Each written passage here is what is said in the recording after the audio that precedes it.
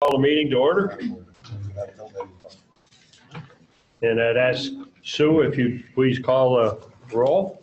Verinda, Sal, John Johnson, He's there. I can John see him. Johnson, Hi, John. Can you hear us?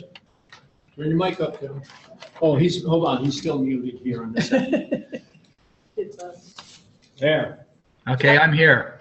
All right. Heidi Kelly, here, Sid Garrett, Yep.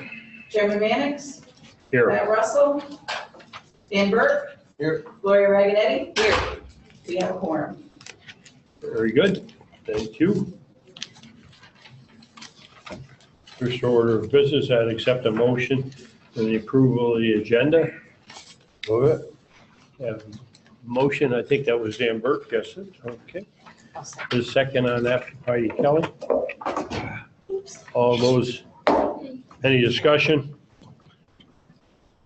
All those in favor signify by aye. Aye. Opposed? Carried. Minutes of our February 13th, 2016 meeting. Could I have a motion of approval? So moved. Okay, thank you very much.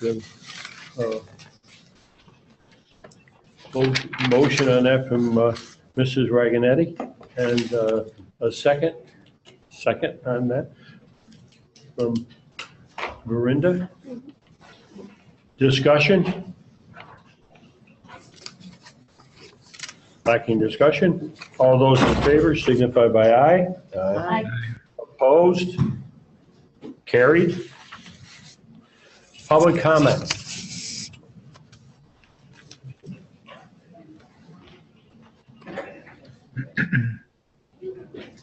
Lacking public comment, we'll move on. Next order of business would be President's report, and we're very happy to have with us, back on his own two legs. Well, three, actually. Recovering from his replacement of his hip, John Etling. Thank you. Thank you, Marty. Jake will be able to tell you where this comes from. Man walks on 4 legs in the morning, 2 legs at noon, and 3 legs in the evening. Do you know where that comes from? Anybody? The riddle of the Sphinx. That's right. There you go. Okay. First thing I want to announce, and you may have seen this, there was something online in the New York Times this morning, but right now the SUNY Board of Trustees is meeting to confirm the appointment of our next chancellor, and her name is Christina Johnson. She's an engineer. She's extraordinary. She has dozens of patents and licenses. She's an inventor, among other things. She has 3 degrees in electrical engineering from Stanford. And she's developed technology critical to 3D movies, but also those, Google glasses and things. She served at President Obama's request as Undersecretary of the U.S. Energy Department before founding a hydroelectric company, which she now heads. And her academic credentials, she was a faculty member from assistant to full professor at the University of Colorado. She's been the dean of the School of Engineering at Duke. And most recently, her last academic appointment was as provost and vice president for academic affairs at Johns Hopkins University. So she will take up her new responsibilities as chancellor at SUNY on September 5th. Nancy Zimper retires at the end of this fiscal year, June 30th. And the trustees will appoint an interim to serve between July 1st and when Dr. Johnson arrives. Okay. Don't think, I looked at the minutes for the meeting I missed, and I don't think this was mentioned then, so I will now for the record. And you all may want to consider some action to congratulate these students. Our recipients earlier in the month on April 5th of the Chancellor's Student Excellence Awards. You realize, I think you do, that we're allocated one person for every 1,500 students on our campus, so we get 4. I was unable to attend the ceremony in Albany, but Brian Hartman went and stood up on the stage with the chancellor to congratulate our 4 students, all of whom are from New York this time. We've had students from all over the world in other states before, but they're all women. Grace DeSantis, hometown East Aurora, New York. Her major is environmental science and environmental planning and management. Natalie Gramegna, hometown Massapequa, New York, major audio, radio production and digital media production. Ambar Jimenez, hometown New York, major biology. She graduated in December. And Hope Van Brocklin, hometown Dexter, New York, major in ecology and environmental science. And Sue, if you need this for the minutes, I'll be so that you get it. I'm pleased to report that the search for a vice president for enrollment management is underway. We're using a consulting firm called Academic Search, and the person that had been assigned to us as our contact person is Wanda Bingham. She was here on campus about a month ago, met with me, met with the committee. They're off and running. It's a good committee, a nice cross-section of the campus. People who are, including Brenda, who's on it.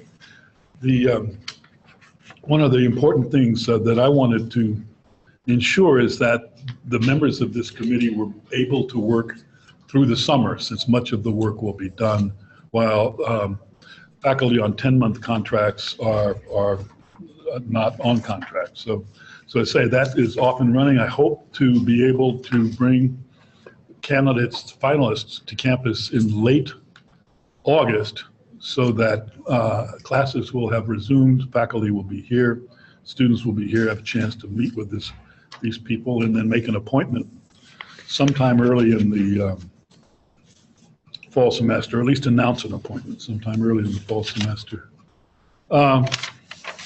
We did have a town hall meeting a couple of Fridays ago. We were in a large room in Yoakum Hall. It was packed, standing room only. It was not uplifting. I don't think everybody there was apprehensive, a great deal of anxiety, because the purpose of the meeting was to present to the campus community the budget challenges that we are facing immediately. I should point out, I meant to do this before I started, that John Hamburger is on vacation today, and sitting in his stead is Clark Foster, who's our budget director. So have you all met Clark? Do you know who he is? Some have, some haven't. Some have, some have not. When Clark appears on your doorstep, that means your budget is in trouble. What I want to do right now, and quickly, I don't want to belabor this. First of all, I'm grateful to the members of the College Council for recognizing the immediacy and the severity of the challenges we face by giving up some of the things that I enjoy and that you enjoy, but that perhaps we can no longer afford. So let me just show you a few slides, and Keith will run them for me. These are slides that I did present at the town hall meeting to give you a sense of how it is that we find ourselves now in this predicament. Are you ready, Keith? All right. Okay, this slide represents the total number of students, this head count, between fall 2012 and this last fall, 2016. You can see that we have dropped in that short period of time about 10%. 10% fewer students here now than, 5 years ago, 4 years ago. And that gradient would be steeper if it were not for some programs that have actually grown in the same period of time. Okay. Don't need to belabor that. Keith, what's the next one look like? Okay, that's undergraduate. You see the slope's the same. It's a little bit. In the next one, graduates. Okay. At the same time, Keith, next, please. you'll see that, well, I'll let you see yourselves. You don't have to have me read it for you. State support is flat, if that, and tuition and fees have gone up slightly. And the Plattsburgh sources, Clark, help me again, those are what? Those are the overhead charges, administrative maintenance overhead charges, and IFR accounts that contribute to our Right. budget. Right. So you see in below, change type, state support, so forth, that the dollar change in state support is not good. That it's down like 18, 19%. That has been made up, when it's made up at all, by charging more tuition and fees for our students. Our overall state budget is, and we've made up the difference between what we were able to collect and what we're given by the legislature by spending reserves. We had built up reserves when enrollments were growing, and at the instruction of the chancellor at the time, who said that you need reserves, and so we built up reserves. We have spent the reserves, so we will have spent them all if we continue at the same rate of spending by August 2018. What other slides do we have? Okay, there's one that's it. Over the same period when we've been losing enrollments, and I should say, and you've heard me say this before, about when John Hamburger started working here in the mid-1970s, about 75 or 80% of what we spent every year on this campus came through the legislature from taxpayers. That has dropped over one man's working lifetime from about 75 or 80% to under 20% now. So 80% of what we spend every year, by and large, comes from our students. Okay, with enrollments declining, that's catastrophic. At the same time, and this is counterintuitive, but it is true, this shows you that we have actually increased the staff here over that same period of time.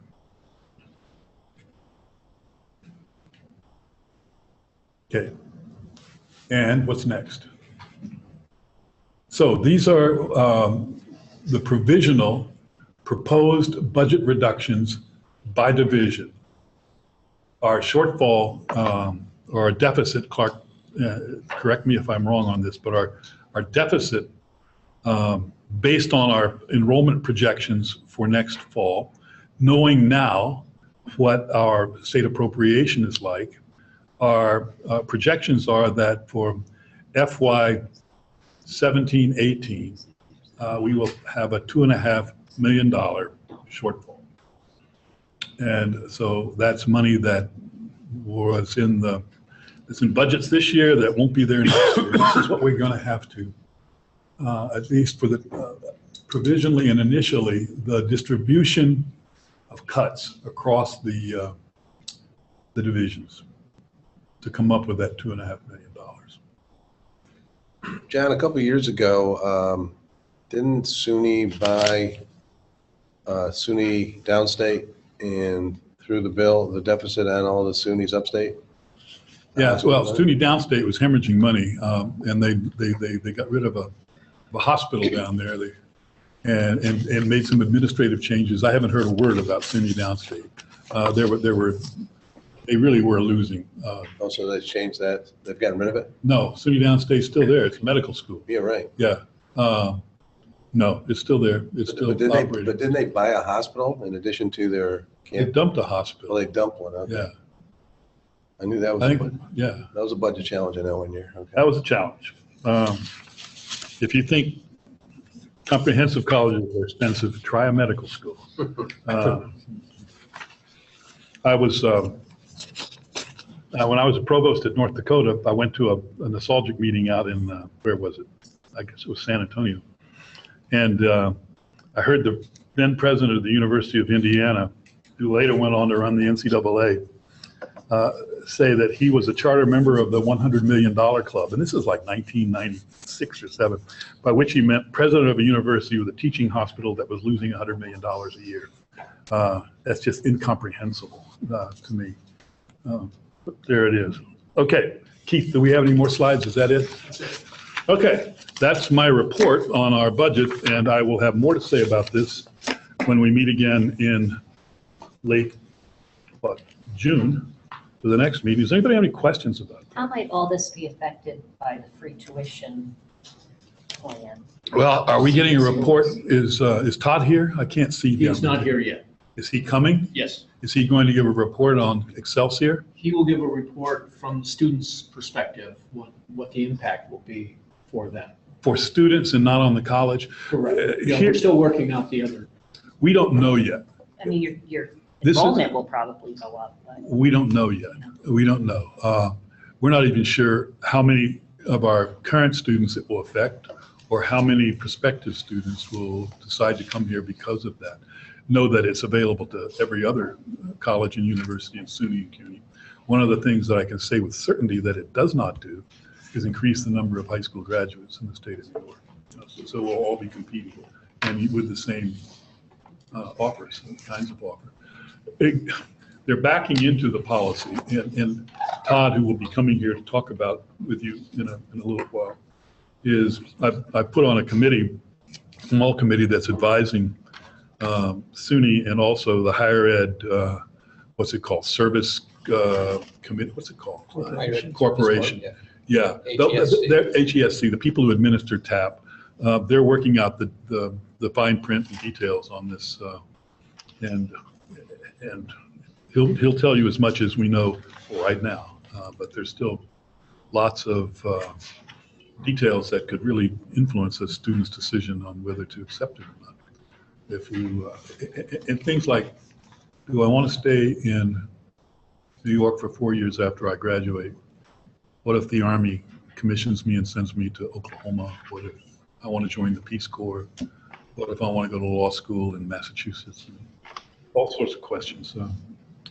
That should be answered. One of the things I did hear on a president's conference call a week or so ago is that they hope to be able to receive applications for the Excelsior program starting in late May. So that's about a month from now. We'll see. Up here. Our enrollment projections actually for the fall and are looking better. That is, the applications are up, the acceptances are up, the deposits are up. We'll know far more after the first week or so of May, when students really will deposit. But right now, we're cautiously optimistic. Things are looking a little better than we thought they would at this point in the recruiting cycle. I talked this morning to Carrie Woodward, who's Director of Admissions. We just had an open house this last weekend, and she was very pleased with the turnout. She said there were well over 800 people, that Gil's Auditorium was packed. We had 3 busloads of students, 2 from New York City, 1 from Long Island, and stopped in the Mid-Hudson and picked students up there. They spent a night on our campus. We had lots of things for them to do. And she said she was almost euphoric that she thought the weekend had gone very well, especially in view of the fact that the last open house we had, a month or so ago, it snowed. Not good. And the turnout wasn't as great as we had hoped. So this one worked. We got them here. And we'll see. All right, I want to also make sure that you know that that we have, and you've probably read this, we have found and hired John Homburger's successor. She starts on July 1st. Her name is Josie La Rochelle. You may have met her, some of you, when she was on campus in February interviewing. She is currently in a similar administrative position at San Jose State University in California. She has worked in the past at the University of California at Riverside, and also, and this is almost counterintuitive. She was a chief administrative analyst for the Metropolitan Transportation Authority in Los Angeles for 4 years. When I mention this to people, they say, I had no idea that Los Angeles had any kind of public transportation, but they apparently do. Buses. In any event, during her time as interim vice president for administration and finance at San Jose State, she did a number of things. One of the ones that she administered a $560 million budget, which is considerably larger than ours. They have 30-something thousand students. But she also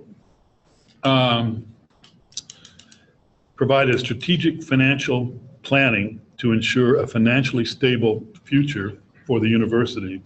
She led the university in conjunction with the faculty, the administration, and students out of a $32 million deficit. We need that kind of help here. Okay, Josie La Rochelle, when she gets here, in fact, she will be moving here about a week or so before she takes up her duties officially, so maybe I can bring her to your late June meeting and introduce you to her then. Okay. Commencement, yes. You all know that commencement is on Saturday, May the 13th. We have a ceremony at 9 in the morning, business and education, and most of our master's students. And then at 2 o'clock in the afternoon for arts and sciences. That right now we know we have close to 900 students who are eligible to march across the stage. You all also know, because you voted it, that we are awarding a Distinguished Service Award to Janet Dupree, long-serving North Country member of the New York State Assembly, and before that, for decades, the treasurer of Clinton County. And we are also awarding an honorary degree to Jean-Jacques Duval, sculptor, artist in stained glass. And for the first time in a long time, we're actually having a member of the SUNY Board of Trustees come to Plattsburgh to confer these honorary degrees. Absent a member of the Board of Trustees, they allow me to do it, but I'm glad to say that we're going to have a trustee. Her name is Eunice Lewin, and she is from Buffalo, so she's coming a long way to do this. Okay, and finally, although Jake will be here at the end of June, I want to thank him for his 6 years of service as provost at this campus through very difficult times. Extraordinary achievements in getting us reaccredited for the full, by Middle States for the full 10-year period, with hardly any write-ups on the Middle States report. Also for working systematically and with Gary Crowell from the faculty and putting into place a campus plan that we're still working with. Jake is returning to the faculty on July 1st. The faculty is gaining an extraordinary scholar and teacher. He's won teaching awards. His scholarship right now, I think, would qualify him to be an appointment as a SUNY Distinguished Professor. Books that have been translated into Chinese and Korean that are in second and third editions, articles, invitations to speak around the world, past president of the Charles Peirce Society, and so forth. He will be, for the fall semester, a senior scholar in our Institute for Ethics and Public Life, appropriate since one of the books that's been translated in second or third edition is on ethics. And so the faculty is gaining an extraordinarily accomplished colleague when he goes back into the classroom. And that concludes my report. Thank you very much.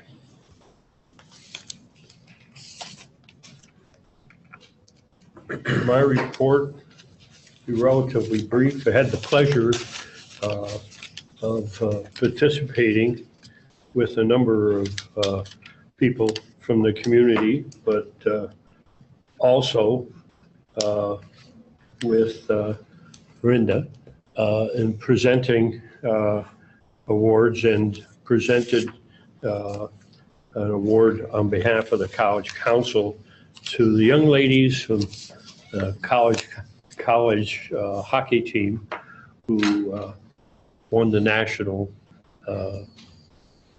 collegiate Division III hockey championship for the 4th consecutive year, which is an amazing athletic achievement. You consider that there were 5 girls on that team that went through their 4 years of academic life here at Plattsburgh and won the national participated as national champions in each of those 4 years that they were here. And next year, if we are fortunate enough, we will have a senior class, girls who will have the opportunity to participate in their 4th year as national champions, if they are fortunate enough. That is no minor accomplishment. That is an amazing accomplishment. And it was remarkable to sit there and to listen to the accomplishments of those young women and the grade point averages that most of them have are, they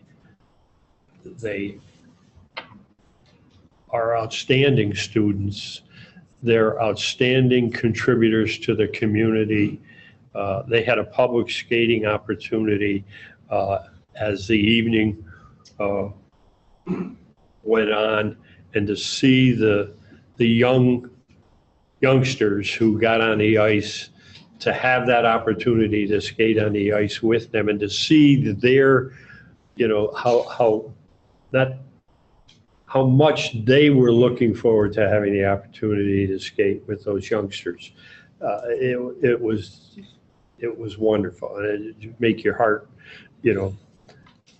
be just filled with pleasure to witness all of that. So that was a wonderful evening, and it was outstanding. Preceded by a parade. Preceded by a parade. The first time that had happened, and what was outstanding about that was the weather cooperated.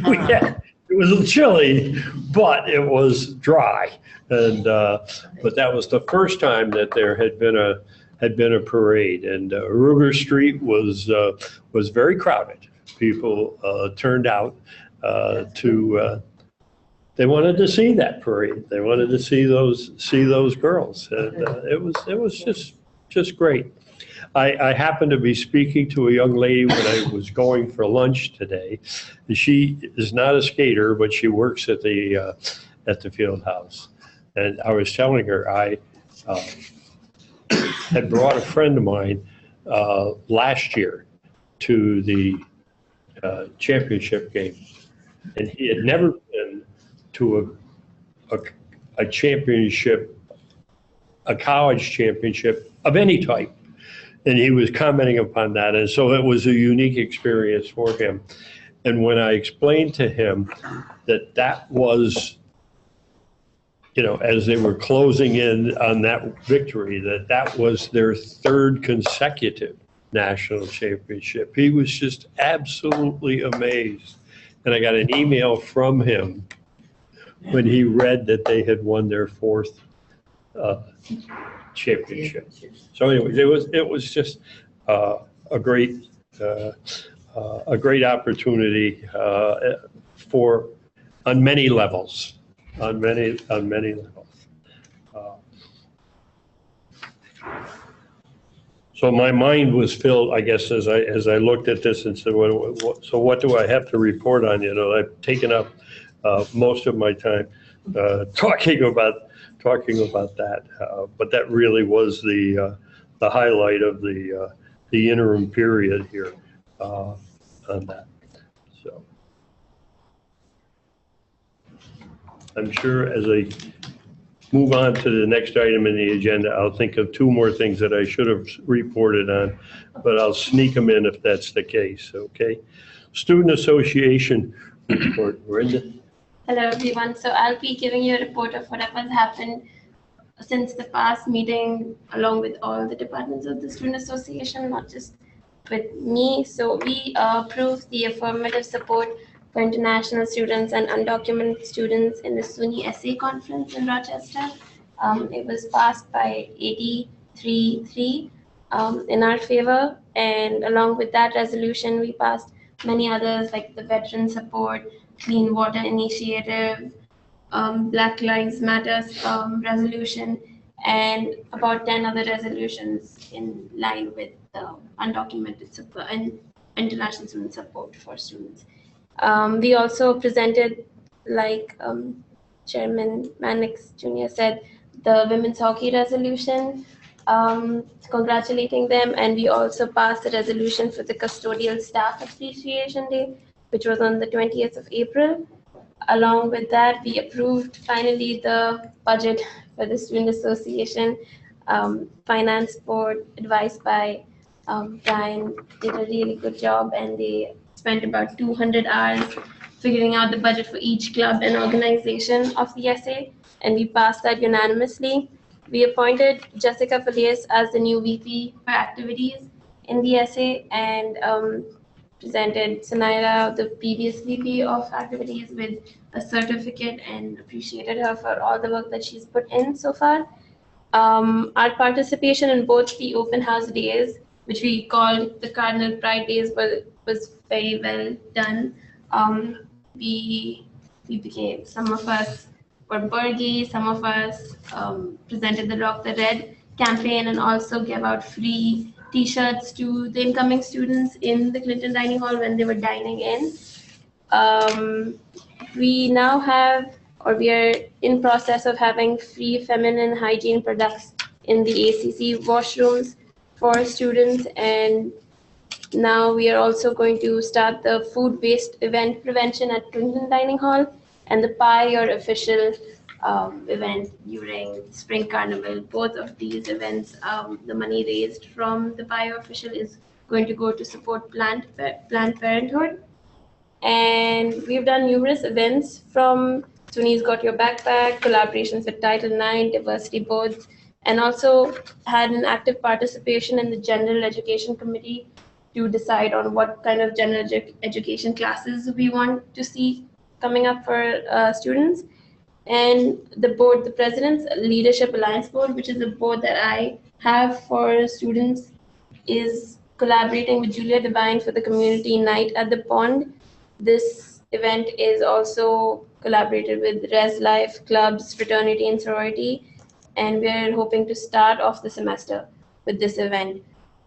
Today we have a meeting in the Cardinal Lounge at 5 p.m. to discuss the Multicultural Alliance and what students want to see on this campus, especially with this alliance. And we are also looking forward to sit on a student committee for the hiring of the International Student Advisor for the Global Education Office.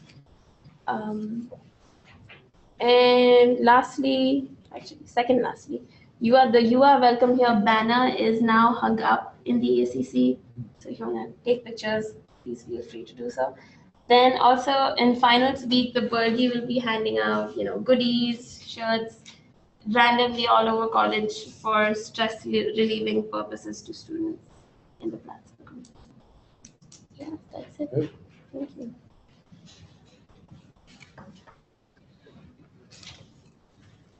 Any questions? Okay. And Jerry Lottie is with us today. Jerry is the chief of the University Police, and he's here to talk with us about that department, and among other things, some changes in the parking fees. I think, Jerry, that's one of those items that they didn't tell you about when you were being considered for the position, That's true. That is true. So, good afternoon, folks. Yes, I would like to talk to you about the exciting world of parking rules and regulations. So, hold on to your seats. But all seriousness, the campus parking committee met a couple of times this spring to look at the rules and regulations and discuss some changes. Overall, we're looking to make 6 changes to our rules and regulations, which will impact a couple of areas. One, it will increase the parking registration fee by $10, which is now $20, and we'll go to $30. But we will also be looking to include folks in that fee who haven't paid before but have been using parking spaces on our campus. And that includes vendors who are doing business on campus as well as contractors. The idea was to try to spread this expense out across the campus so no one group in particular got hit particularly hard. Right now, our students, in addition to the registration fee, are also paying a parking fee of about $156 a year. However, union employees, other folks on campus are paying the 20. The students are also paying the 20 on top of that parking fee, so they're paying 176 total. So rather than to increase that parking burden on them, we tried to balance this account, which has been running into the red for the last couple of years, by raising the parking registration by $10 across the board, adding some new people to it, which should cover the expenses of the account, plus leave us ahead a few $1,000s for the future. So looking at the registration changes that we have sent off to council for review, first is a clarification of some language on, and I think everybody sent a copy of the parking regs. 565.3B, we just made some clarifications on the language based on council's advice. The underlined section is new. The section in brackets was removed. That does not have a major impact overall on the parking regs. It was more to clean it up. As we move on to 565.3 sub 8, this is the addition of the service and supply vendors who park on campus. That line existed, but we've made some edits to it. As you can see, the underlined sections are new. The pieces in brackets are removed. 9I was the addition of contractors. And then the second piece of the proposal that was made to the parking committee was to increase 3 of the 12 parking violations that currently exist. One was for no overnight parking, and we're looking to raise that from 20 to 25, just to make it more standardized with some of the rest of the parking fees. We are looking to identify another $5 increase in the violation for reserved parking areas. And those are parking areas that are designated for doctors' service vehicles. So when people park in that, it's a pretty inconvenient, but it's also pretty obvious that you're parking someplace you shouldn't. The last recommendation was to increase our tow fee. And this is a tow fee ticket, not the charge for the tow.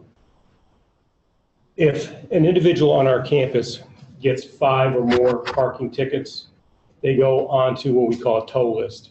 So when they get that 5th ticket, they get a notice with the ticket that they're on the tow list, and then our parking manager sends them an email. And she sends them an email each time they get another ticket, identifying that they're on the parking tow list, and that their vehicle could be towed if they're found in violation. Currently, if they're found in violation after the 5th ticket, and we are looking to tow them, the tow charge for that ticket is $15. Realistically, that doesn't come close to covering the cost of the officer to actually be standing by for the tow. It takes about 30 minutes to get a tow truck here, and so we're actually losing money by issuing this ticket and waiting for the tow truck. So those are the areas that we're looking to change within this parking regs. The tickets themselves will generate some revenue, but only about $5,000. It's more of a matter of getting it balanced to where it's reasonable with the services that we provided. The change in the parking registration fee from 20 to 30 will be the first time that we've had a raise in that fee since 2007. So it's been at that mark for 10 years. The $10 I recognize is maybe not a lot of money in and of itself, but compared to the $20 fee, it is a considerable increase. But again, we try to spread it out so that the students didn't shoulder the entire burden. Everyone will pay. And that should help us balance that budget that has been running in debt for the last couple of years. Any questions or? Jerry, in total, what's your net revenue increase for all this? So we're looking at about 40,500 on the registration across the board, but probably only about 5,000 on the tickets. And now I think we were optimistic on the 40,000, but we tried to be as realistic as we could, not knowing the exact numbers. As we charge the contractors, it's really going to depend on how much construction we have going on in the coming year, what our student enrollment looks like, what our faculty and staff numbers look like. So this question I was going to ask Jerry, have you come up with a scale for what you're going to charge contractors? Because it can vary based on, I don't know. The vehicle is a vehicle. Mm-hmm. Okay, doesn't matter, whether the person's working on a, $28 million addition or rehab, or whether they're working on a $250,000 project. The question is, they're using up a space. That's correct. They're taking up a space, so they will pay the registration fee that everyone else pays. They will pay the $30 registration fee. The same students, same as faculty, staff, management, confidential, and vendors. And that was our feeling too. They're taking up space with their vehicles, and sometimes, the spaces that they're taking are displacing either faculty or students. Jerry, a contractor could have several vehicles on campus. Are they being charged for each vehicle? They're going to be charged for each one.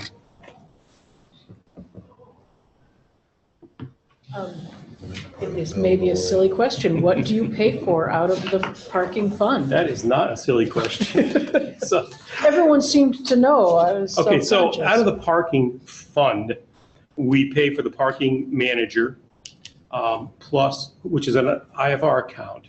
So we also have the fringe on that. So that takes a big chunk of that fund.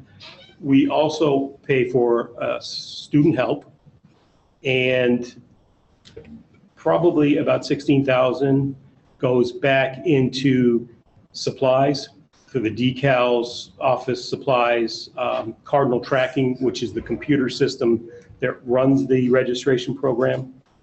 So that's where the money goes. It also goes to, office supplies with the parking envelopes, the thermal rolls, the towing labels that I mentioned earlier, the brochures that we print up about 5,000 brochures to give out when we do the registrations, parking lot signs, both permanent and temporary, and just the other miscellaneous office supplies, pens, pencils, they're printing.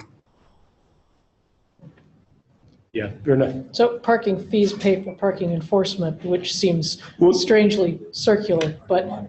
Well, no, parking, actually, to be honest with you, the parking registration fee basically pays for most of the parking manager's operations. Yeah. Which we would need to register vehicles.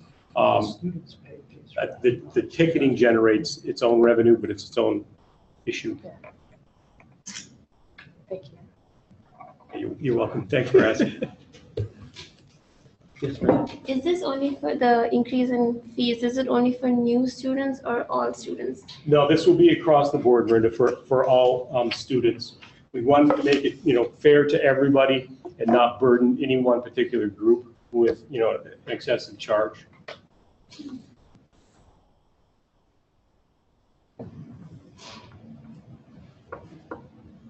And just so you know, Brenda, I pay the same as the students, $176 a year to park.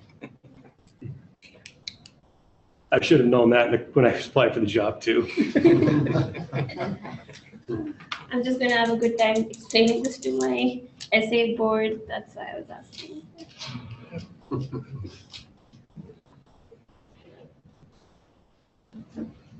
Other questions?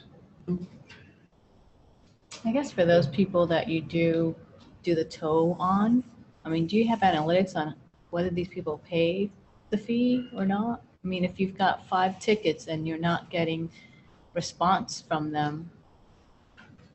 Normally, they do end up paying because most of the time they've been identified. And so, yes, they do end up paying. Now, in this budget year, we've only towed about 15 vehicles. So it's not a large number. It's just the inadequacy of that charge compared to what we're actually putting out in staff.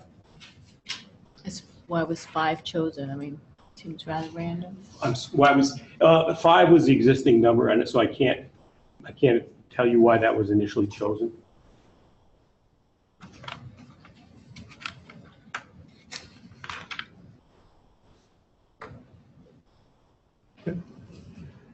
Anything else? No. Keith, anything that? Mr. Chairman, we need a motion to move forward. Yep. Right.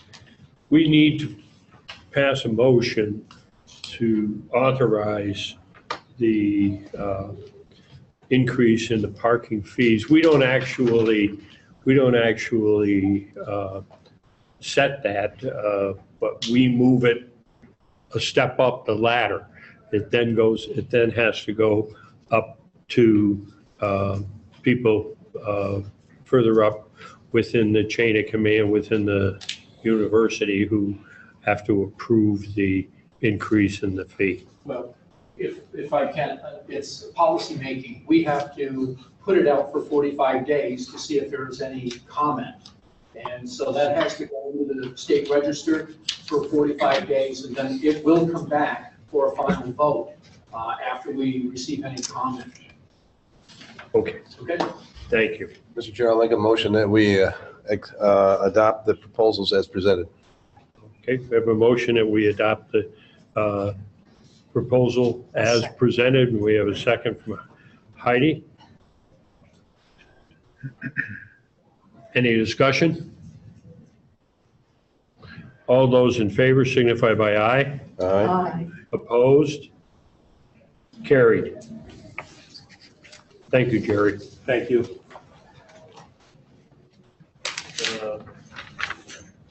Next on our agenda is Todd Moravec. Todd will be giving his presentation on the Excelsior Scholarship Program, which we all are anxiously await. Thank you.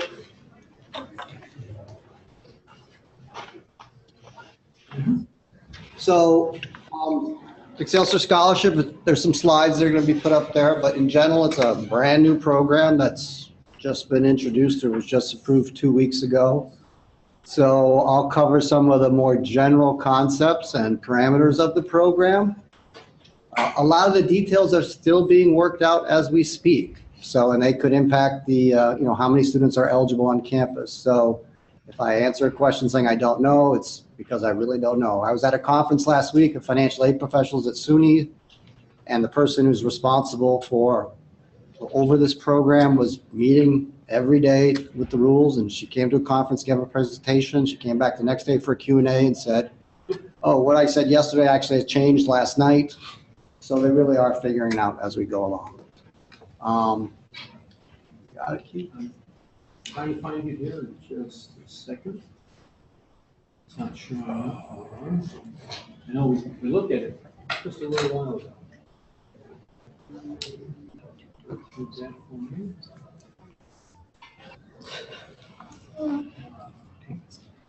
There you go.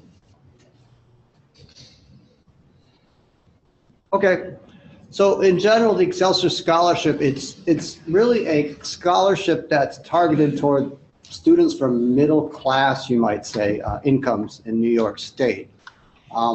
It's not, so it's targeted towards them, and it's targeted towards those that stay on progress to graduate in 4 years, and that's a very important part. It's a middle class scholarship for students who stay on progress to graduate in 4 years. And if they don't, they lose it, and they lose it permanently. So it's going to be phased in over 3 years. The family household federal adjusted gross income cutoff for year 1 is going to be $100,000.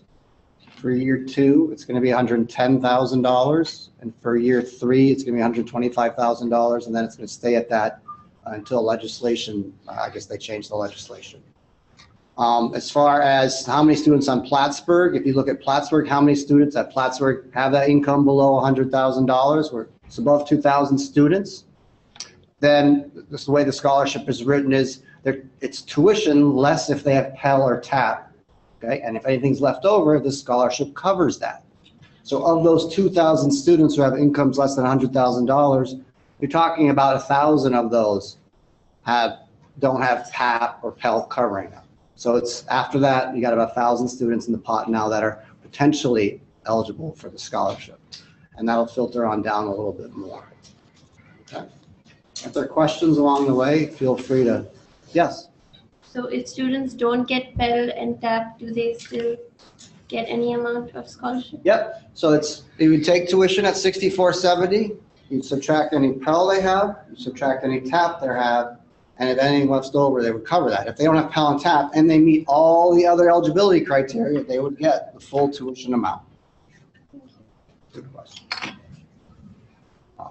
So it pays up to 2 years at associate colleges, so community colleges basically it's going to pay for, and then up to 4 years for comprehensive colleges. So at Plattsburgh, if a freshman were to come in here and get it their freshman year, they can get it for up to 4 years as long as they continue to meet the renewability criteria. What about our 5-year combined? Our 5-year combined program, that's for 5-year undergraduate programs. Our 5-year combined programs, they move from undergraduate to graduate status. This is only for undergraduates. So as soon as that student moves from undergraduate to graduate status, they would lose the scholarship. But they still get all the other benefits. They would get it for up to 12 credits of graduate coursework at the undergraduate level. It's still a good deal for them. Sorry, could you say that again? Okay. So only undergraduates are eligible for this program. So there are certain programs around New York State that are 5-year undergraduate programs, and that's what that is referencing. The programs at Plattsburgh that are 5-year programs, the students are undergraduates for, it's not always perfect, for let's say 4 of the years, and then they move up to graduate status for the 5th year, give or take a few semesters. So they're not, as soon as they move from undergraduate status to graduate status, they're not eligible for the scholarship anymore because they're not being charged undergraduate tuition, and they don't meet one of the criteria as written in the law, which is you have to be an undergraduate. Can I ask a question? Yes. If students attend a 2-year program and get an associate's degree, can they then transfer? Yep. And get 2 more years towards Yep. the bachelor's? As long as so if they were transferring as a junior, they will have all 60 of those credits that they earned at their community college must be accepted by the college and applied toward their program, their degree requirements. So. Okay, and if they're not all accepted and they would need maybe 3 additional years to get that bachelor's, would only 2 be covered? No, they would lose it permanently. The way it's written now, in my understanding, is they say once you fail to meet that 30 credit earned rule, there's no probation, there's no warning, you lose it and you lose it permanently. What about, I'll give it a different example, but it leads back to that person. What about a student who is taking, we'll say the student is taking 15 hours a semester, Mm-hmm. and they fail a course, but they're going to come in the summer and they're going to make up that course. Yep. In the summer. Does that keep them on track? It depends on when they started, but conceptually, yes. And we'll get that in a second. So let's go to the next slide. So yeah, summer and winter can be included toward applying toward that 30 in credits. So let's see what the next slide says. Because I'll give an example of that. So they have to stay on track for on-time completion. They have to enroll in at least 12 credits per term applicable toward their degree. Not just any 12 credits. Right. Students need 120 credits to graduate. It has to be 12 credits. They're ticking away at those 120 credits. They complete 30 credits per year.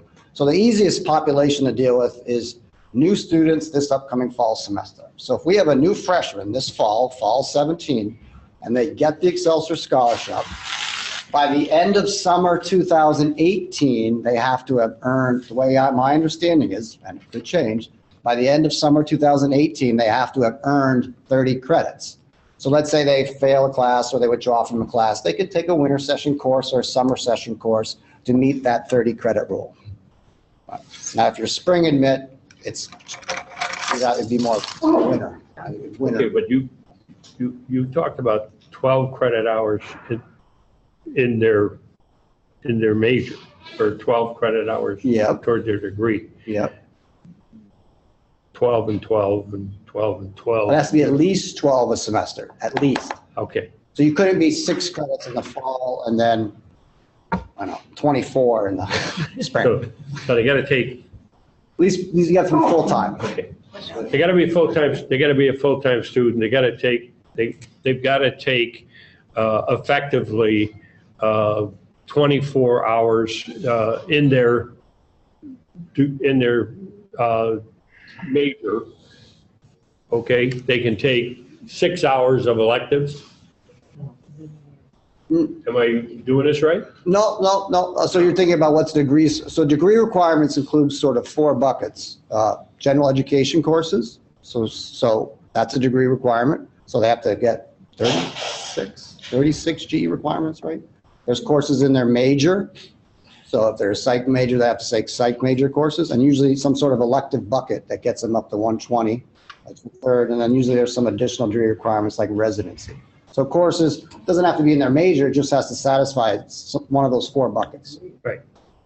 Okay. So it's at least 12 credits a semester. So most students, if they just want to come in the fall and the spring, they would need to take, earn 15 credits in the fall, earn 15 credits in the spring, or earn 12 credits in the fall and 18 credits in the spring. But winter and summer could be used to hit that 30 credit rule. Right. They've got that. They've got summer to. That's kind of a safety zone. Yep. If they need it. Yep. And so when you apply that rule, if you're looking at the population of eligible students at Plattsburgh, as I said, possibly 1,000 are left over of the 2,000 or more that meet $100,000 income threshold. 1,000 of those are covered by Pell and TAP. That leaves 1,000 left. But as soon as you apply that 30 credit rule, that takes it down to about 500 students going back. So if I was to say, look back a year and say, of those students last fall who are here who might be eligible, 500 to 600. So it really narrows it down. All right, so the freshman population going forward is a little bit easier to think about. So I'm a new student this fall, 17. I need to earn 30 credits by the end of summer 18, 60 credits by the end of summer 19, 90 credits by the end of summer 20, and then I got to graduate either by spring 21 or summer 20. That's an easy population. They're coming in, they know the rules. The real question is, how are they going to apply this to the continuing students that didn't know what they had to live by these rules, right? So maybe I was a new freshman last year. I didn't know I had to complete 30 credits by this year, right? What about a transfer student? So that's where it's very unclear in the rules they're working on. How are they going to apply this 30 credit rule per year to the continuing population this fall? Hopefully they'll have some sort of grandfathering clause that doesn't hold students accountable for something they didn't know they had to be accountable for. But I don't know how they're going to apply that. It's a set of rules. Maybe it's a set of rules which, if someone can get it all straight and propagate it so they can understand what they are, but it's a set of rules, and if you qualify for that set of rules, there's a substantial amount of aid that could be made available to you if you follow the rules. Right. So I think going forward, students will will know the rules and they'll probably change their, I mean, the whole idea is to improve success rates, four-year graduation rates, one of them. And I would think students would, use their summer and winter terms and make sure they hit that 30 credit rule going forward. Point out that the tuition for a New York State resident is about a third of what it costs to come to school here for a year. Right. If they live in their residence halls and have a meal plan and pay for books and mandatory fees. It's about $20,000 a year for a New York State resident. Tuition is $6,400. Pell, TAP, and Excelsior only apply to tuition. Right. Yeah. Well, it helps. It doesn't cover the entire cost. Right. And there are some misconceptions out there that it covers everything. It doesn't, just tuition. Yes. Two questions. Students who choose to do the summer route, they have to pay tuition for their summer classes, correct? Correct. Okay. And what about the scholarships that we provide, merit scholarships and those kinds of things? Where are they fitting right now? Ooh, they're supposed to get back to us on that. Okay. The way the bill is actually written, it says tuition, less Pell, less TAP, less other financial aid. Actually, that's in the legislation, which could include loans, could include everything, but it's not meant to include loans.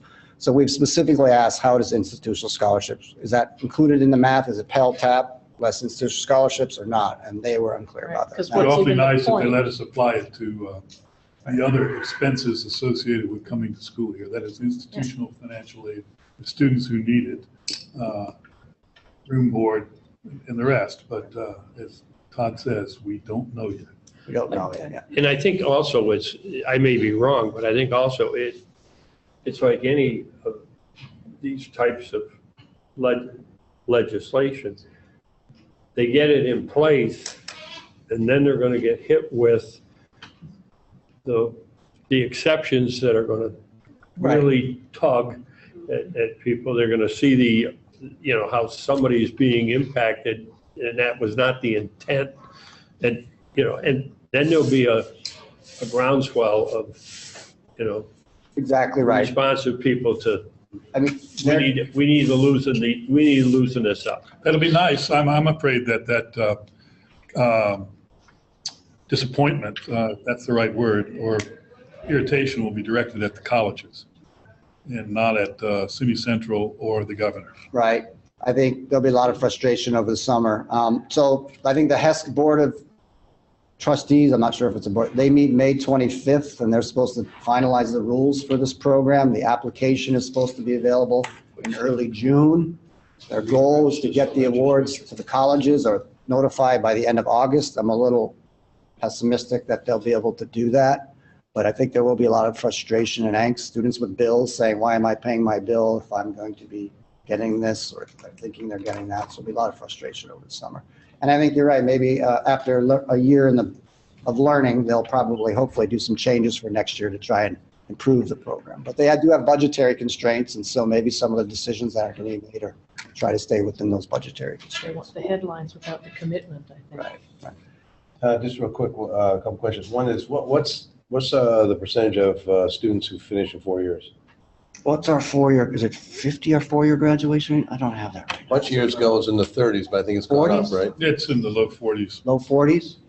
but presumably, at least part of what the governor has in mind, although it's not going to affect that many students, if they have free tuition, then they won't necessarily have to work 30 or 35 hours a week outside of just to pay the bills.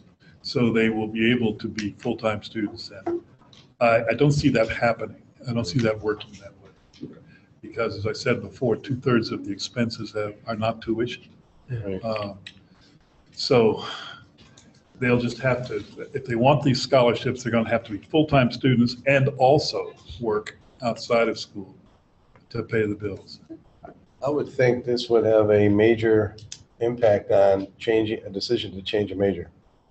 Yes, Yes. I don't think that's decided yet, but when I asked the question, what happens if a student changes their major? The response was, if they change their major and they're no longer meeting the 30 credit rule on a new major, they would lose it. So let's say a student is a business major and they're hitting that 60 credit rule. And for some unknown reason, they want to change majors to physics. And so those 60 credits that are applying to business, now maybe only 4 of those, 5 of those apply to physics. That student is no longer meeting that and does it permanently. But that could change. I mean, those might be one of those rules that they might play out in the year in which, or they get it. There's no probation, there's no warning. In the past, a lot of times New York scholarships or TAP has a probation or warning semester where they sort of say, hey, you have 1 semester to get back on track. I'd love to see that down the road, but right now there's nothing in the legislation. Well, it can even get, I'm not close to it like it was 100 years ago, but even within a department, if you're in business and you say, I love marketing or I loved accounting and now I want to go into finance or marketing. Right.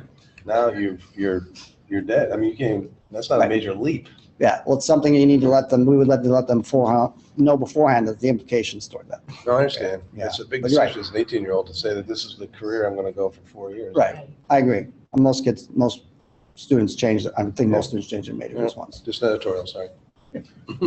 Yeah. I have a couple of questions. Should I ask it here or later if we have time? Can I ask them now or? Go ahead. Okay. Does this cover like students who are taking online courses also, or is it just? As long as they meet all the other eligibility criteria, if they're New York State residents, I saw nothing in there that prevented, there's no discussion about preventing students who are taking online classes or in online programs, as long as they meet all the other criteria.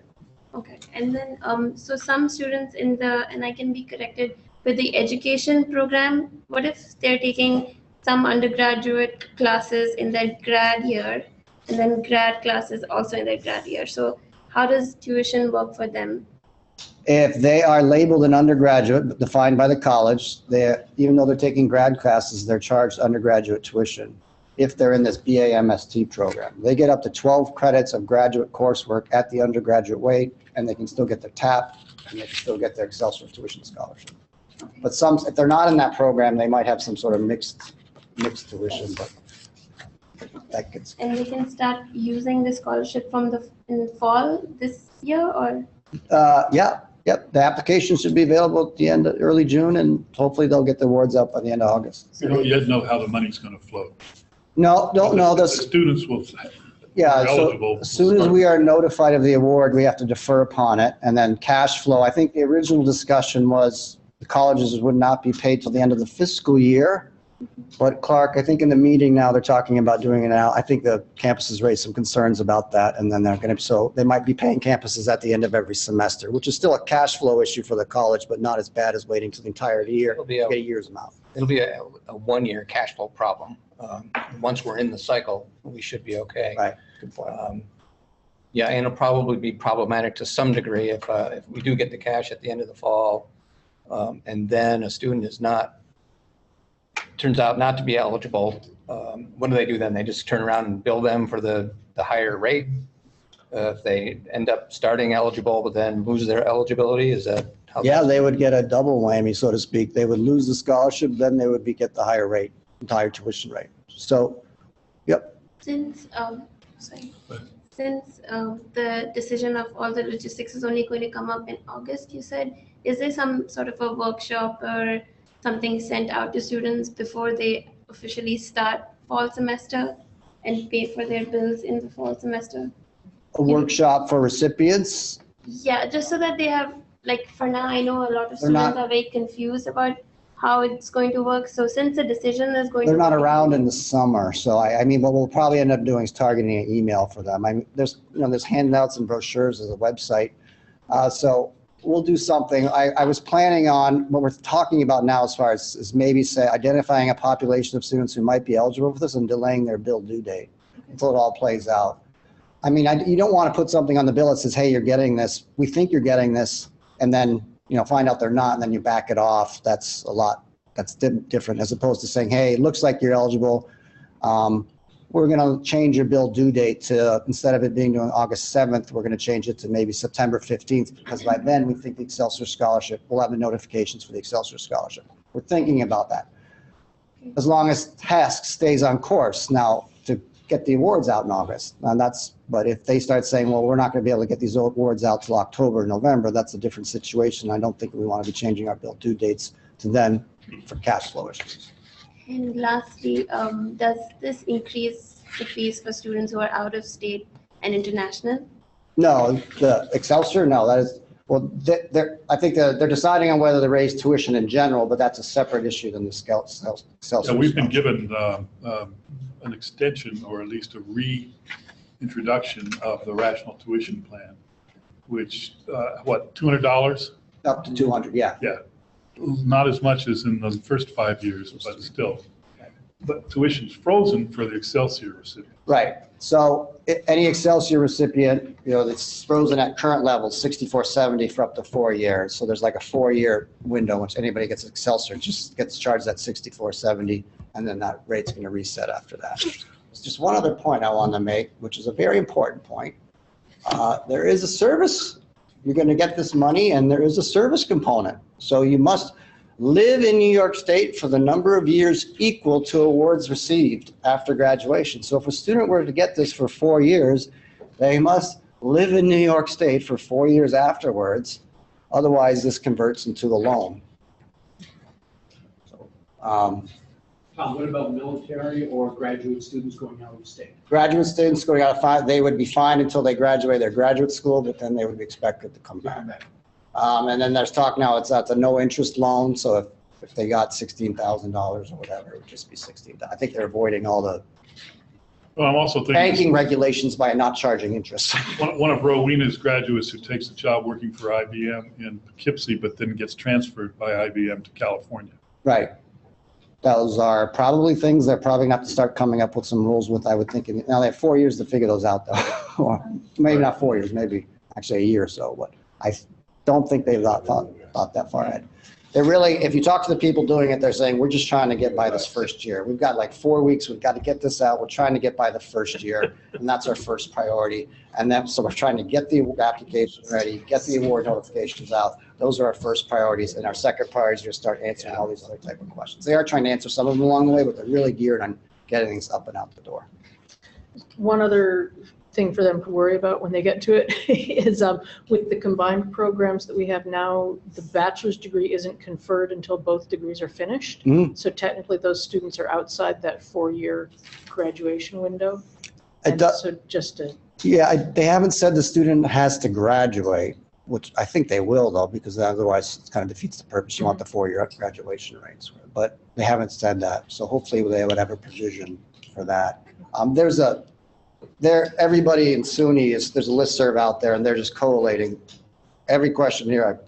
Not all of you, almost I've heard. So SUNY is just creating a list of all these questions and then they're sending them along to HESC and they're eventually going to answer them all. I mean, I have the list here. It's like 4 pages long of questions such as these. And they'll eventually get to them. Todd, what's the campus responsibility for verifying the continued eligibility of students as we go through this program? It's our responsibility. I mean, So it'll be each campus. Okay. Yeah, so there's administrative burden associated with that. I haven't yet determined the impact of that. It could be very burdensome. I'm thankful we have that sort of online software now that is determining how many credits a student is rolling or accounting for the program because it applies to this as well. That'll make it a little bit easier, but it might be this program there's a program that's administered that's similar now. It's called the Science. It's a small program. We maybe have 10 students on campus that have to hit this 15 earned credit rule after every semester, and then the 30 after a year. That's 9 or 10 students, and that's a lot of work. But now we're talking maybe 500 on campus, so it is a lot more. But I guess in financial aid, we're kind of used to it because each year there's always new rules that the federal government gives, so we're not, it happens every year for us. Will you have to verify the residency rule too after they graduate? No, that's TAPS. So after they graduate, no, we're not going to be responsible. So HESC will be dealing with that afterwards. HESC is responsible. I mean, they're going to do it. They have to do a FAFSA. They have to do a TAP application. So HESC is going to determine all the basic eligibility criteria. And we're responsible probably for the GPA, the earned credit rules, posting awards. What is the GPA? It's one that allows them to graduate. So it's a 2.0. Plattsburgh going to be a 2.0. So they have to maintain a cumulative GPA of 2.0. Any other questions? Todd, we want to thank you very much for being here today. And we know that you were under the gun to pull all that together in a short period of time. Thank you. Thank you. Next order of business, we have committee reports. And as we outlined, or I outlined in a memo that went out, one of the things that we're requesting is that we want to move away from what amount to veritable reading of the reports, going instead into updating if there have been changes or additions to the reports since the time that they were prepared, and then opening to the council for and other people who were present for questions to the various reports. Okay, and first up, Mrs. Raganetti. And she's deferring to Provost Liska. Yeah, Chairman, we have no updates since the report. Okay. I would like to add, though, that it's been very enjoyable working with the College Council, and certainly have helped me in my job. So I want to personally thank you all for that. Thank you. Anybody have any questions regarding the report?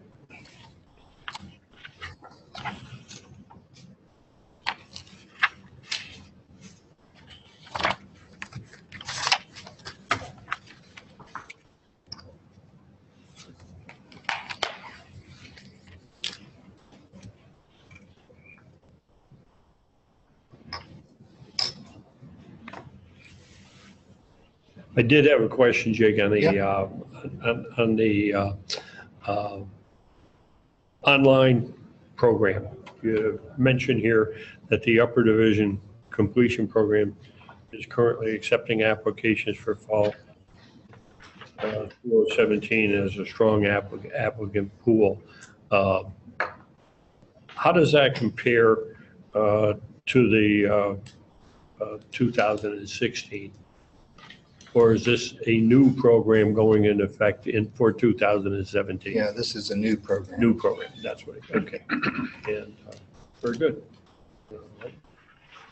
Is there thought that this will affect on-campus enrollment, or do we anticipate that this is going to draw new people to the to the program? Yeah, we're hopeful that it will draw on a new class of student. We're hoping working professionals who may have an associate's degree but would like to get that baccalaureate degree in accounting, for example, or whatever the degree, if they have enough of the undergraduate requirements, to get that accounting degree. So we're hopeful that it will draw in some new students for that reason. Yep. Okay. And certainly, our students here may find it handy as well.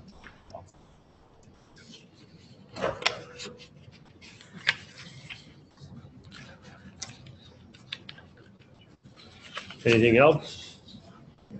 Okay. Thank you. And Pat, Business Affairs? I don't see John Hamburger here today, but as far as I know, Clark, any updates to the? Not that I'm aware of. I didn't realize I was attending this meeting until this morning. I picked up the report on the way over here, but I would be more than happy to take any questions if there are any, or respond to them if I can.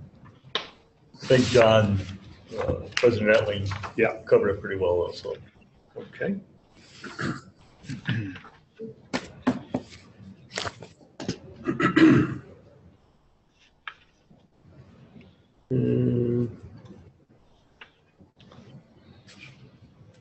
Community and government relations. John? There are no updates, Marty, since the report was received. Unless, Keith, you have something new that's come in since you and I have last spoke. No, nothing. Okay.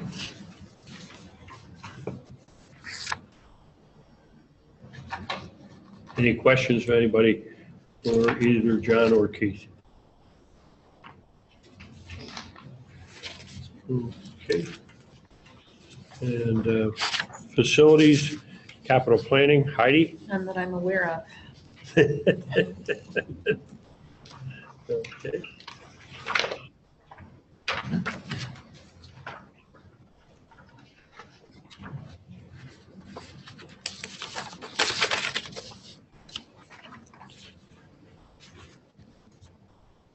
Any questions there? All right. Institutional advancement, Dan? Yep, no updates, but I would remiss if I did not mention that Debbie Thomas retired after 36 years, and she will be sorely missed. If you haven't had a chance to say goodbye and you see her, tell her thanks and good luck. Other than that, there are no other updates. Okay.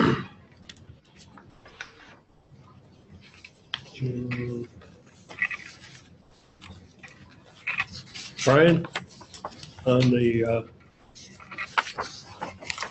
Actually, two real quick updates on, to honor Women's History Month, Assemblyman Billy Jones held a event to recognize women of distinction and by different categories, and our own Lieutenant Jessica Facto was recognized on April 15th at City Hall for the category of law enforcement. So we're very proud of her and that acknowledgement of her good work.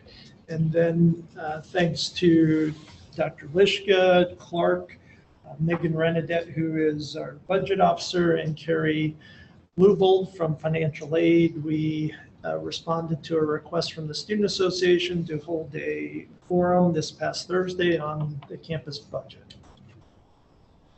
Good. There were 50 to 60 students present. Good. Very good. And Sal is not available for nominating awards committee. There was already mention made of the fact that the Distinguished Service Award presentation will be made at the commencement exercise to for past assembly blueprint. We have some action items that we need to go forward with. We presented a resolution honoring the Cardinal women's ice hockey team and winning the 2017 NCAA Division III Women's Ice Hockey Championship. But we did a poll of the membership on that item, but we should take a vote so that it becomes a matter of record that we have acted upon that. I'll move it. I'm just going to let this There's the coach. move around.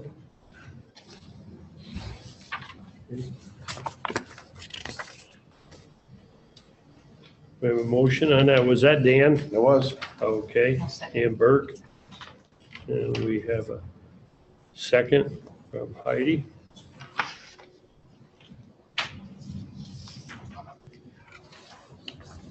Any discussion? All those in favor signify by aye. Aye. Opposed? Carried. And a resolution honoring Kevin Hool for being named the EAC West Women's Ice Hockey Coach of the Year in 2017. Move it. We have a motion on that from Pat Russell, Second. and we have a second from Dan. Any discussion? All those in favor? Aye. Any opposition? All those in favor indicate by aye, excuse me. Carried. Resolution honoring the Cardinal men's ice hockey team on becoming the 2017 SUNYAC champions. Okay, Heidi? And we have a second on that from Brenda? Yeah. I always would leave the R out of there, I'm sorry. Okay. Any discussion? All those in favor? Excuse me, somebody has something? Okay, all those in favor indicate by aye. Aye. Opposed? Carried. And a resolution commending Bob Emery on being named 2017 SUNYAC Coach of the Year in men's ice hockey. Pat Russell? Second. Seconded by Dan.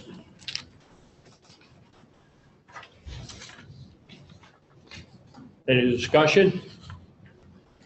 All those in favor signify by aye. Aye. Opposed? Carried. Next item. We have tentative dates and locations for the College Council meetings in 2017 and 18, with meeting times to be announced. Okay?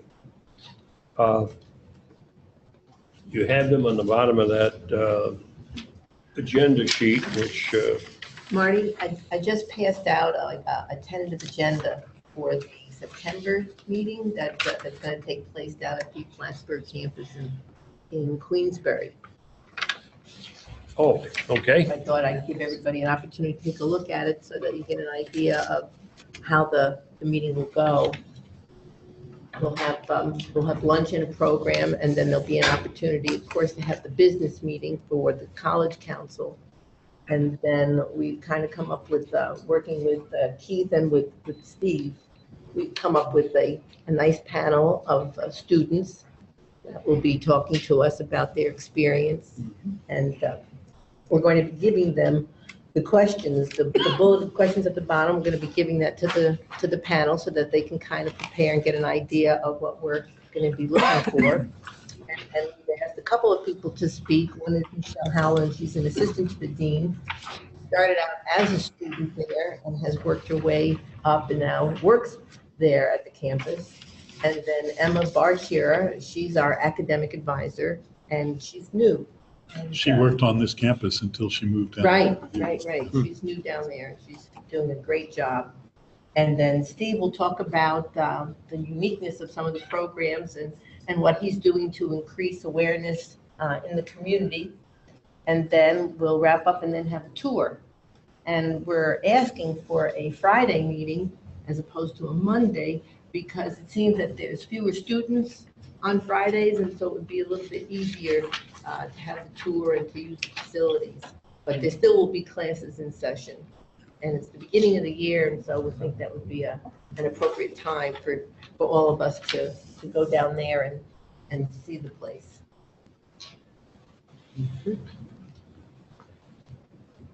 And that is the September 22nd Correct. date, first on that list. Right. And you can see the other dates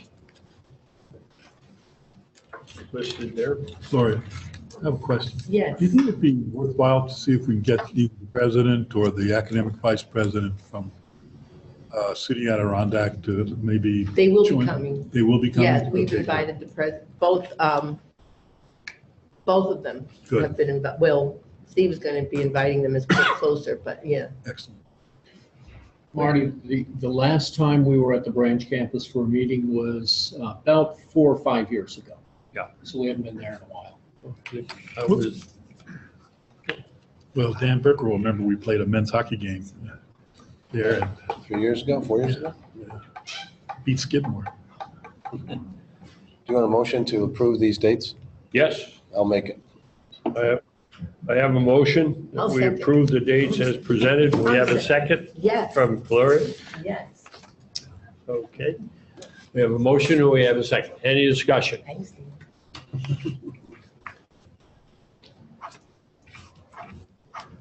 Okay. All those in favor signify by aye. Aye. Opposed? Carried. And thank you for the outline of your proposed agenda. And I see that are you inviting us for lunch? Yes. Yes. We are. Okay. I'm Italian, there's always going to be food. I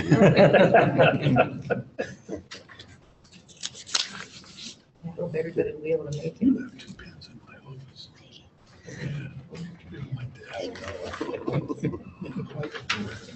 Here on my desk. Really exciting. Campus governance. Dr. Gordon? Yes. As far as the faculty go, in my role as presiding officer of faculty, I was reelected, so you'll put up with me for another 3 years. But the faculty, for the most part, are simply getting through the semester. There's not a great deal of stuff happening here. I'll let Del fill you in on the Senate.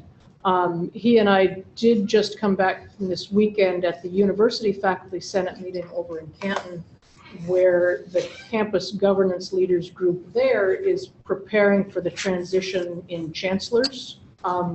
We've had an ongoing conversation with Chancellor Zinfer about the role of faculty governance in making decisions on campus and our relationship with the presidents and senior administrators and such things. And so we prepared what they're calling a briefing book, both for Chancellor Zinfer as a going away present and for the new chancellor as a welcoming present, talking about the role of faculty governance on each campus and what she can expect when she comes to the various campuses. So we're really working on making sure that there is a productive relationship between the faculty and the administration for the growth of the campuses all across the system. And so kind of working toward that big picture goal as opposed to doing anything small scale right now. Okay. Thank you. Anybody have any questions they want to ask of Dr. Gordon? All right, thank you very much. And Dr. Hart. Thank you. So in the Senate, the past couple months, a lot of time has been spent talking about applied learning. SUNY asked us whether or not, asked all the campuses whether or not they wanted to have an applied learning requirement. And we voted on it at the past meeting, and the Senate decided not to make that a requirement. We still have applied learning in many of our programs, but it's not going to be a requirement for all of our students. This is similar, speaking of the University Faculty Senate, this is similar to most of the other comprehensives. They haven't all voted yet, but the ones that have also declined to make it a requirement. Something else that's similar to other comprehensives is we've begun talking a little bit about general education. As Brenda mentioned, we've been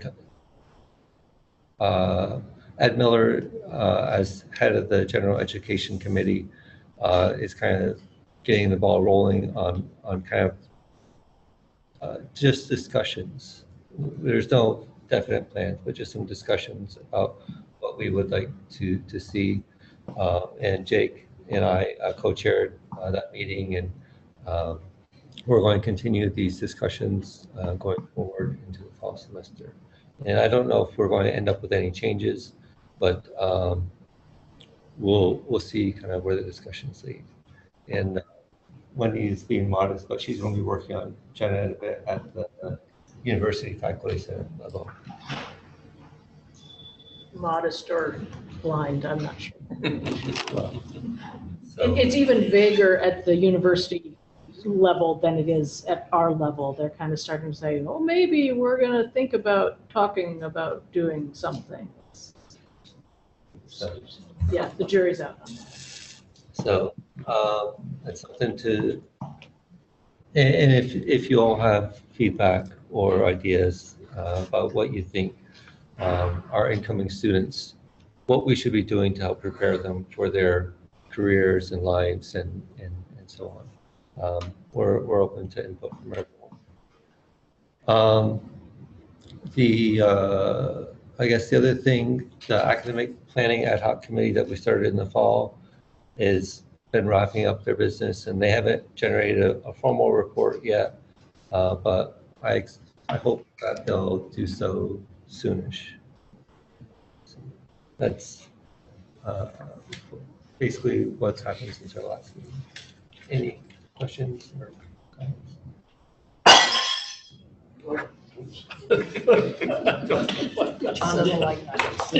Whatever.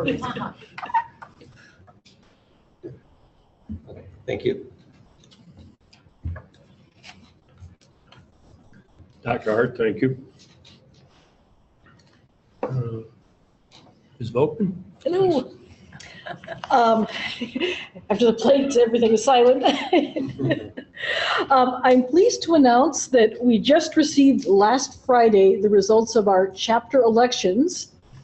And at your next council retreat, my colleague Kim Hartshorn, who also is the chair of the theater department, will become the new president, new union chapter president on June 1st. Other officers will be Kathy Eldridge, Vice President for Professionals, and Dan Gordon, Vice President for Academics. Rob Keever will continue as Treasurer, and Jerry-Ann Downs-Wright will continue as Secretary. Richard Aberley will continue as Contingent Officer, and Patty Bentley will be our new, is a new position, Retiree Officer on the local chapter board. Our election results are public. They're available on uupinfo.org website. So we're pleased to announce those results. I just wanted to mention, you'll probably be seeing these signs around. As you can see, probably everybody can at least see the big Vote No Constitutional Convention. Just received these attractive posters. And we'll be having a lot of discussion about this issue on campus, but it's an issue that affects all of us in the community, in the state, because if we open up the Constitution, basically everything that's in the Constitution is on the table. Public education, right to unionize, in the Adirondacks, forever wild, state lands, state forests. So there's a great deal of concern about the Constitutional Convention, not just from unions, but from lots of different groups. So you'll probably be hearing a lot more about that. And if anybody would like to see this poster, I can pass this around. Yeah, thank you. All of us will be going to our statewide delegate assembly on May 5th and 6th. And at the statewide level, we will be voting on our UUP statewide president, Vice President for Professionals, because our current Vice President for Professionals, Philippe Abraham, has become a Vice President for NYSUT, New York State United Teachers, as well as a new position of Secretary Treasurer. So we'll be doing a lot of voting in about a week and a half. Also wanted to mention, we still do not have a contract. We're still in negotiations. However, we are optimistic. Our UUP negotiations team is meeting this week as we speak with GOER, and we'll hopefully Kim will be able to report some progress on this at the council retreat, I hope in June, if not sooner. What I've been told is we're looking for more than a 3-year contract, because basically 1 year of that contract has already passed. So they're looking for perhaps a 5-year contract. And basically the word out is that all sides are interested in concluding these negotiations, because everybody in this political environment, is looking for predictability. So we are cautiously optimistic that some real progress can be made very shortly. And that concludes my report. Any questions? Yes, It's your last meeting with us? yes.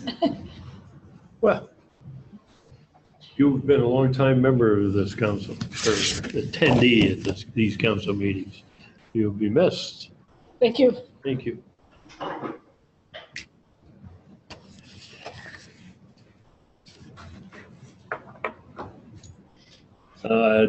Don't believe Ms. Facto is here from CSEA. And do we have anybody here representing PBA New York? I don't think so.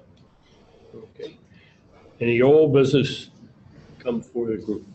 I don't know if this is old, it's really not old business, but I do want to, you probably don't know, a couple of months ago, I reached out to Ann Hansen. I didn't know who else to ask. I'm involved with the backpack programs in Southern Essex County and Northern Warren County. And for those of you who aren't familiar with those, what they do is through the Regional Food Bank, provide backpacks of food to students in the local schools who are food insecure. So they bring home a backpack of food over the weekend. And we've been using T-shirt backpacks, and so we decided that we would reach out to local colleges for donations of backpacks. And through Ann put me in touch with Ken Kennelly, is that how you say his name? We were able to get 60 backpacks from SUNY Plattsburgh, and we're very appreciative of that. And so our students are advertising SUNY Plattsburgh every weekend when they bring their food home. That's very, very generous of the college. We're very appreciative. So most students, that they would be eligible for the Excelsior. They will. Oh, yeah. One item under old business, I told you I'd remember things that I forgot. But one item that indicated we'll be following up on is the whole question of shelter status. And it remains in a very much a fluid state. There are all kinds of questions that need to be answered, and the situation at the Washington level is such that those answers aren't forthcoming. Threats seem to be forthcoming, but not much in the way of factual information. And so it's very difficult for people to decide how to go forward. So I think for the time being, we don't have the ability to try to formulate a policy or to advocate the formulation of a policy. We don't want to take action which is going to hurt either currently here within the university or people who would be considering coming to the university. One of the things that we discussed in February was the impact that the issue to date had on foreign student admissions. Certainly we saw that here to a fairly significant extent, not numerically significant, but when you look at it in terms of total numbers, but when you look at it as a percentage of foreign students and you look at what happened, that's significant. You know, if I were the parent of a foreign student, I certainly would be very concerned. So it isn't that it's one of those issues that seems to have crawled under a blanket and gone away and nobody's thinking about it or doing anything, but it's an issue that is not in a position for somebody to come forward and address is probably the status that we're in right now. Just to add quickly, Verinda and I attended a meeting with staff from our global education office last week, and we don't have much to compare on because they have done this in the past, but they did a survey of all international students to determine what their plans are for the summer. And some have come forward saying that they don't feel comfortable going home. We know, we're getting a handle on how many will be in the Plattsburgh area.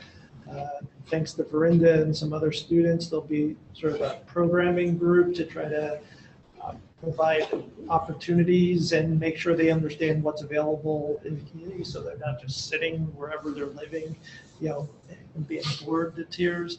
And then also our residence hall system has offered for those that we are recommended through Global Education Office to provide housing in sort of an exchange, a work exchange program. And we have one student to date that we've made that arrangement for. So we no student will be out on the street, Yep. We'll certainly take care of them. Good. Good to hear. All right. Any new business to be brought before the council? I'll entertain a motion that we adjourn. Okay, Pat Russell makes that motion. I have a second. Second. Okay, Heidi seconds it. Any discussion? All those in favor signify by aye. Aye. Opposed? Carried. Very much.